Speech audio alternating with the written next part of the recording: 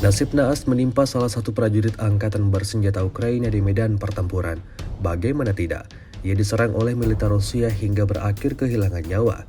Rekamannya ramai beredar di media sosial Telegram pada Selasa 8 Oktober 2024. Tentara Ukraina dengan keberanian penuh tidak mau meletakkan senjatanya dan menyerah.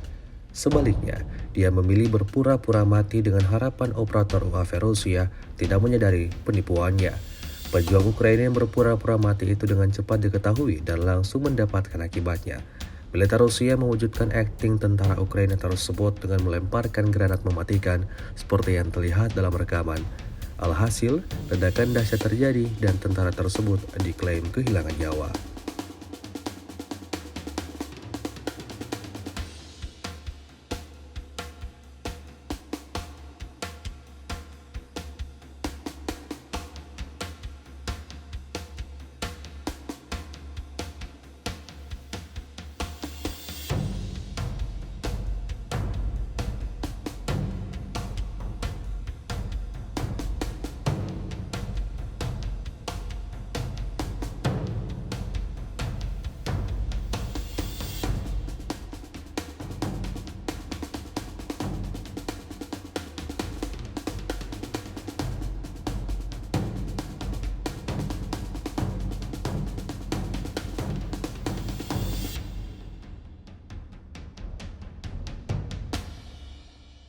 Download Tribun X sekarang, menghadirkan lokal menjadi Indonesia.